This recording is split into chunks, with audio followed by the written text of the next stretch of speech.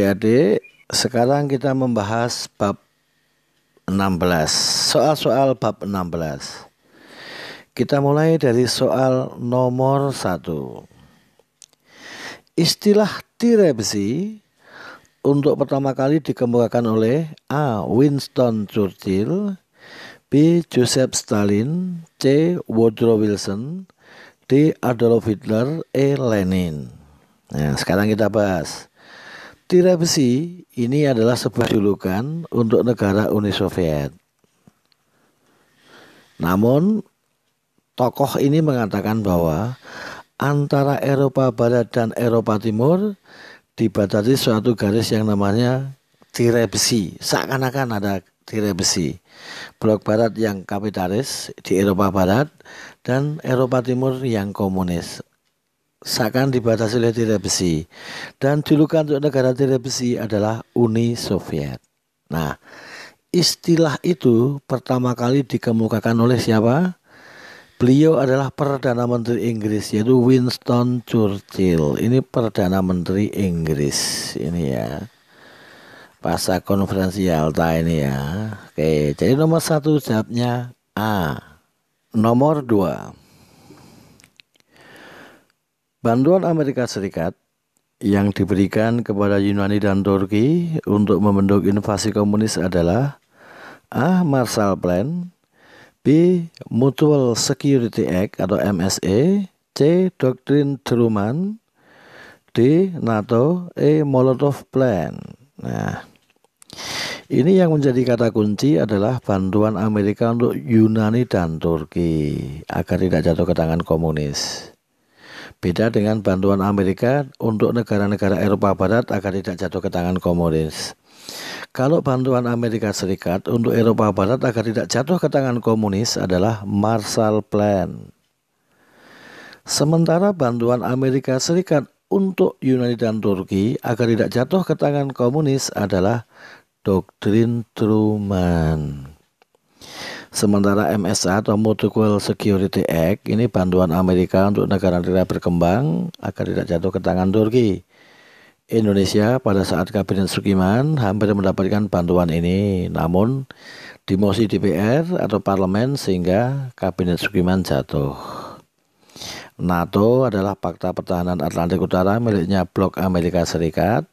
Sedangkan Molotov Plan adalah bantuan ekonomi Uni Soviet untuk negara-negara komunis yang tergabung dalam Blok Timur. Jadi nomor 2 jawabnya adalah Doktrin Truman.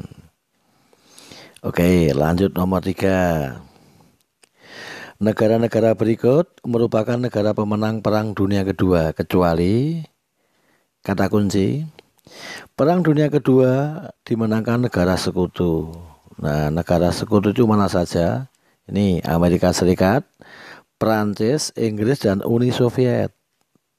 Nah, Jerman adalah negara yang kalah di samping Italia dan Jepang. Jadi kecuali adalah Jerman, karena Jerman negara yang kalah dalam Perang Dunia Kedua. Dan akhirnya Jerman terinjak-injak terpecah menjadi 2 tahun 49. Jadi Jerman Barat dan Jerman Timur. Kita lanjut soal nomor berikutnya, nomor 4. Gagasan pembentuk negara-negara gerakan non-blok salah satunya diprakarsai oleh negara non-blok dan konferensi Asia Afrika berbeda ya. Kalau GNB, gerakan non-blok, itu tokohnya dari Indonesia. Kemudian dari Yugoslavia. Kemudian dari India, kemudian dari mana lagi? Mesir, Jamal Abdul Nasir, dan satu lagi dari Ghana, Kwame Nkrumah. Tokohnya Indonesia Insinyur Soekarno, Yugoslavia Joseph Broz Tito, India Sri Pandit Jawaharlal Nehru, Mesir Jamal Abdul Nasir, dan Ghana Kwame Nkrumah. Nah, jadi salah satunya adalah negara Mesir. Nomor 4. Jawabnya di salah satu pemerakarsa atau tokoh gerakan non-blok. Berikutnya nomor 5. ASEAN terbentuk pada tanggal 8 Agustus 1967 dengan ditandatangani A. Jakarta Accord, B. Deklarasi Bangkok. C. Dasar-Sila Bandung. D. Konferensi Marindo. E. Atlantic Charter. Mudah sekali. ASEAN berdiri 8 Agustus 67 setelah ditandatanganinya Deklarasi Bangkok dari di Thailand 67 ya. Jadi jawabnya B.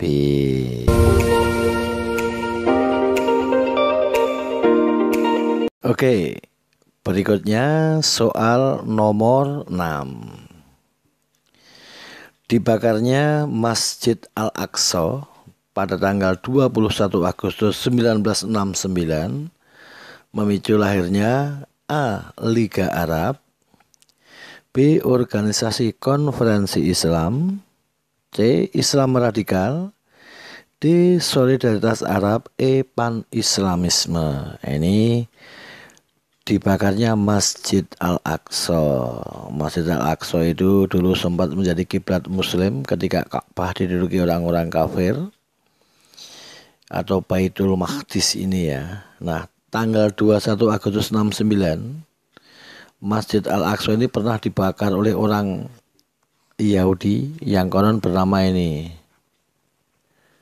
Dennis ini ya, Rohan. Nah, orang Yahudi atau Israel. Nah, konon menurut orang Israel, Dennis Rohan ini termasuk orang setengah gila, tapi kita nggak tahu benar apa enggak. Nah, pembakaran ini memicu berdirinya apa? Pembakaran Masjidil Aqsa ini memicu berdirinya Organisasi Konferensi Islam atau OKI ini ya.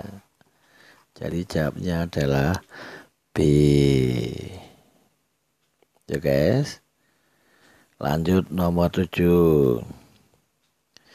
Hal-hal di bawah ini merupakan alasan dibentuknya APEC kecuali A. Perubahan dalam konstelasi politik dunia, B. Adanya dinamika proses globalisasi, C. Munculnya Cina sebagai kekuatan baru di dunia, D. Adanya kekhawatiran gagalnya perundingan putaran Uruguay, E. Adanya perubahan besar di bidang politik dan ekonomi di Eropa Timur. Kita ambil logika yang paling mudah untuk menjawab soal ini. Apa?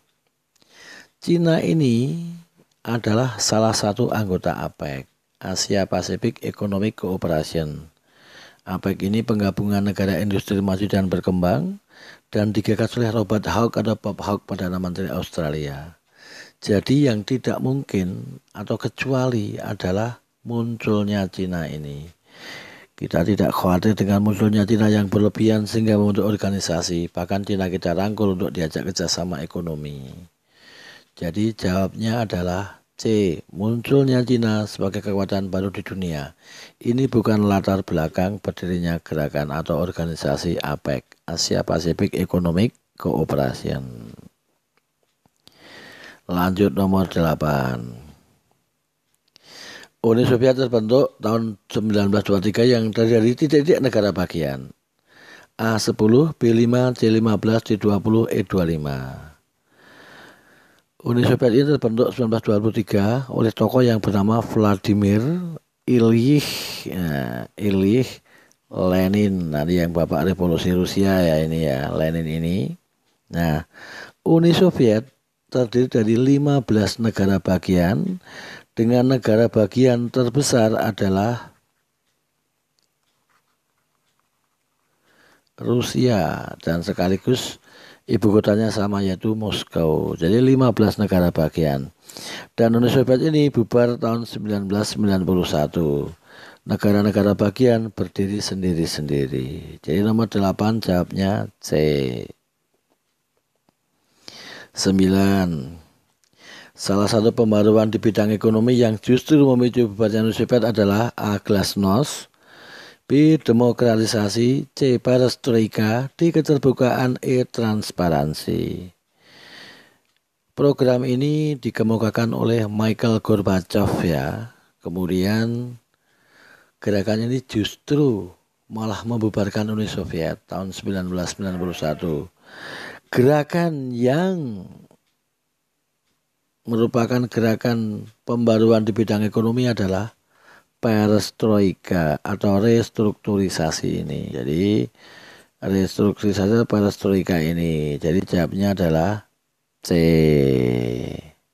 Glasnost itu keterbukaan, transparansi. Demokratisasi adalah demokrasi dijalankan di Uni Soviet. Tapi ini malah bumerang bagi Uni Soviet.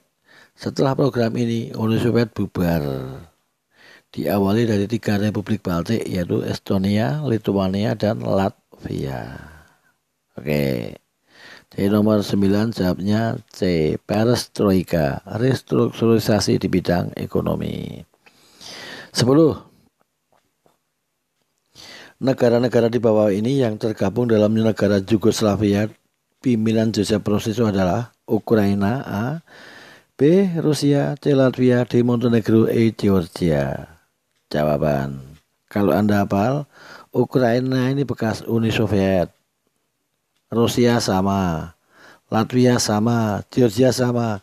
Yang bekas Yugoslavia adalah Montenegro. Di samping Montenegro ada Bosnia, Herzegovina. Ada juga negara Yugoslavia sendiri. Kemudian ada negara Serbia. Kemudian ada Macedonia juga ada ini. Nah, ini bekas-bekas Uni Soviet. Tetapi sepeninggal Joseph Broz Tito tidak ada tokoh sebesar Broz Tito sehingga negara-negara pendiri Yugoslavia ini saling bermusuhan dan perpecahan terjadi. Gitu ya guys ya. Jadi nomor 10 jawabnya Montenegro, negara bekas Yugoslavia.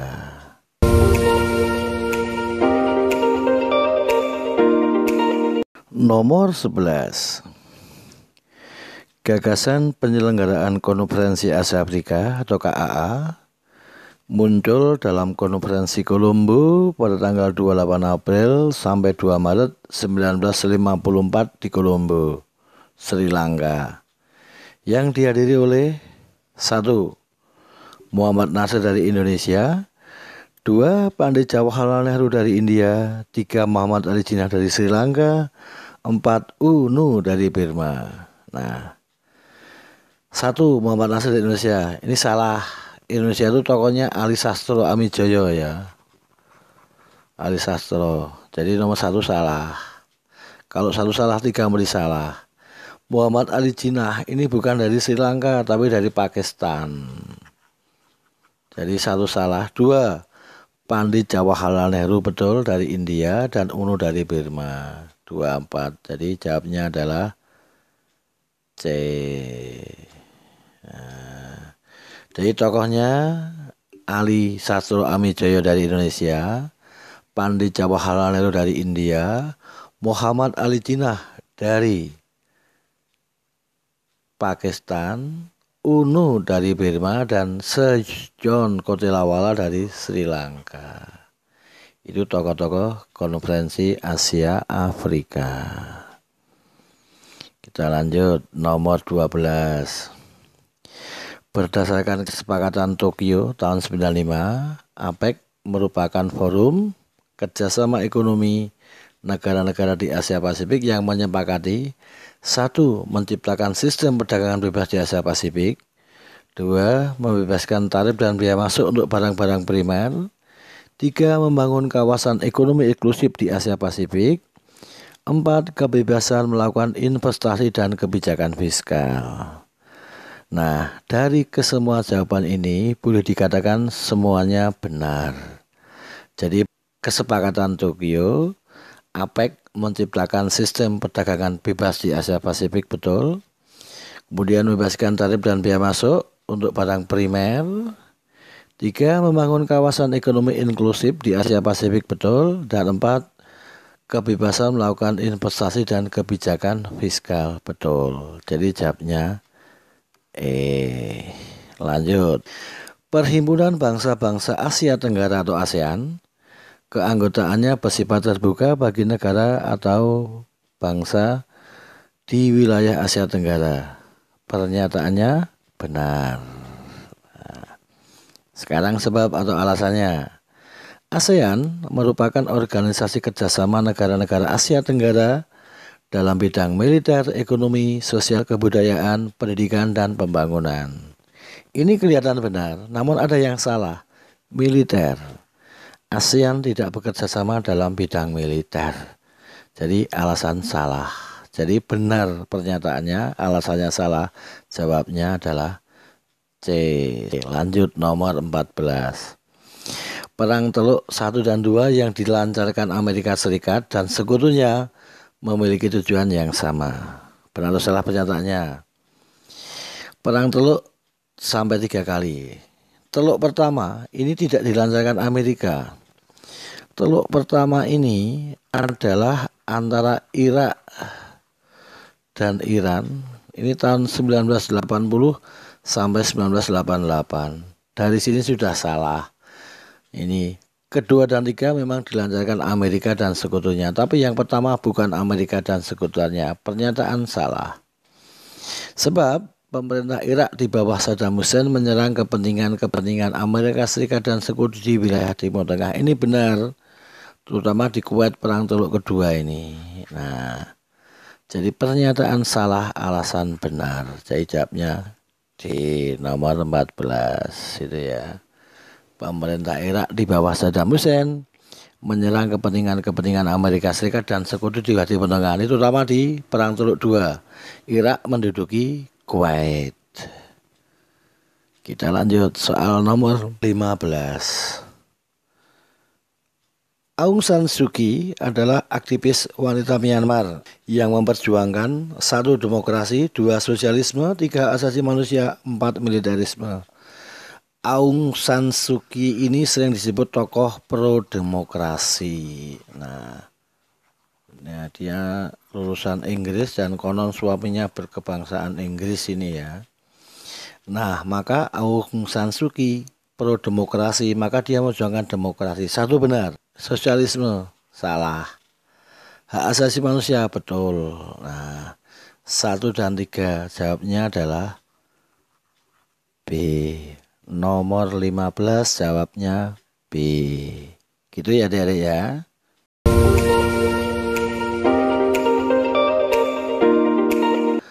Sebab utama pecahnya perang Teluk II ialah A. Pendudukan Israel atas jalur Gaza, B. Invasi Irak ke Kuwait, C. Penyerbuan Amerika ke Irak, D. Perang Irak dan Iran, E. Penyerbuan Israel ke Palestina. Pertanyaannya adalah perang Teluk kedua. Perang Teluk kedua terjadi tahun 1991. Ini terjadi karena apa? Karena Irak menginvasi Kuwait. Karena Kuwait, ladang ledak minyak Kuwait dianggap banyak merugikan Amerika Serikat. Sehingga Irak mencaplok ladang-ladang minyak di Kuwait dan Kuwait dianggap provinsi yang membangkang. Jadi nomor 16 jawabnya B. Invasi Irak ke Kuwait. Itu sebab utama pecahnya perang Teluk kedua. 17. Munculnya upaya penyatuan Jerman disebabkan oleh A. Keinginan rakyat Jerman Timur untuk bergabung dengan Jerman Barat, B. Berakhirnya kekuasaan komunisme di Jerman Timur, C. Terjadinya perubahan struktur politik di Eropa Timur, D. Keinginan seluruh rakyat Jerman untuk bersatu, E. Keinginan rakyat Jerman Barat untuk membentuk Republik Jerman Bersatu. Jadi Jerman adalah negara yang kalah dalam perang dunia kedua. Jerman ini kalah. Nah, akhirnya dalam perjanjian Potsdam tahun 45 itu Jerman sebelah barat dikuasai oleh Amerika Serikat, Perancis, dan Inggris, yang timur oleh Uni Soviet. Kemudian 1949 berdirilah Jerman Barat dan Jerman Timur. Namun Jerman Barat yang kapitalis lebih makmur dari Jerman Timur yang komunis, dan bahkan banyak pelintas batas dari timur ke barat terutama, sampai akhirnya dibangun tembok Berlin untuk mencegah pelintas batas tersebut. Namun keinginan rakyat Jerman Timur yang kuat agar hidup lebih baik seperti di Barat, mengalahkan segalanya, ditambah runtuhnya Uni Soviet tahun 91 juga, akhirnya apa? Keinginan rakyat Jerman Timur begitu kuat, maka mereka ingin bergabung dengan Jerman Barat, maka terjadilah reunifikasi Jerman tahun 91. Nah, jadi jawabnya adalah keinginan rakyat Jerman Timur yang begitu kuat untuk bergabung dengan Jerman Barat. 17 jawabnya A. 18. Pada tanggal 19 Agustus 1991 telah terjadi kudeta untuk menggulingkan Presiden Mikhail Gorbachev. Namun kudeta yang didalangi Menteri Dalam Negeri, Menteri Pertahanan dan Kepala KGB itu gagal. Pernyataannya benar. Sejak Gorbachev ini berkuasa, banyak pihak yang kurang setuju dengan kepemimpinan Gorbachev, terutama dari golongan komunis radikal yang tetap ingin mempertahankan negara komunis. Sementara Gorbachev lebih lunak dengan pembaruan-pembaruannya. Jadi pernyataannya adalah benar. Sebab rakyat di bawah Boris Yeltsin dan militer menentang keras upaya kudeta tersebut. Pernyataannya juga benar. Jadi Boris Yeltsin, pemimpin atau presiden Rusia, sangat mencegah pemberontakan atau kudeta tersebut. Kita tahu Rusia adalah negara bagian terbesar di Uni Soviet. Jadi kudeta itu selalu gagal. Justru bubarnya Uni Soviet karena kebijakan Gorbachev sendiri. Jadi pernyataan benar, alasan benar, namun keduanya tidak ada hubungan sebab akibat. Jadi jawabnya adalah B. 18B adik ya. Nomor 19. MEE, Masyarakat Ekonomi Eropa, dicetuskan oleh Menteri Luar Negeri Perancis Robert Schuman dengan tujuan apa? 1. Menjamin persaingan pasar yang sehat di antara negara anggota. 2. Menghapus biaya wajib dan kuota perdagangan antara negara anggota. 3. Menyamakan pajak dan kebijakan perdagangan terhadap negara-negara dunia ketiga. Dan keempat, penyeragaman pertanian dan transportasi. Nah, dari 4 jawaban ini, 1. Menjamin persaingan pasar yang sehat di negara-negara anggota, tepat. 1 betul. Otomatis 3 ini juga betul. 2. Menghapus biaya wajib dan kuota perdagangan antar negara anggota, betul. 1, 2, 3 betul. Tinggal 4. Penyeragaman pertanian dan transportasi, sulit untuk diseragamkan pertanian ini. Jadi 19 jawabnya adalah A. Nah, inilah MEE, Masyarakat Ekonomi Eropa. 20. Penyebab terjadinya perang dingin adalah perang mencari pengaruh antara dua kekuatan, yaitu blok barat dan blok timur. Blok barat yang kapitalis liberal, blok timur sosialis komunis. Nah, 1. Perluasan pengaruh Amerika Serikat di Asia ini dampak dari perang dingin. 1 salah, 2 juga salah mesti. Persaingan pengembangan pesawat ruang angkasa ini dampak perang dingin. 2 pengembangan dilakukan oleh Amerika Serikat ini juga dampak perang dingin. Jadi penyebab terjadinya perang dingin adalah pertentangan antara ideologi liberalis Amerika Serikat CS blok barat, liberalis kapitalis, dan komunis, sosialis komunis Uni Soviet. Nah, jadi jawabnya 4 saja yang benar. Jadi jawabnya adalah D, 4 saja yang benar. Gitu ya, Dek ya.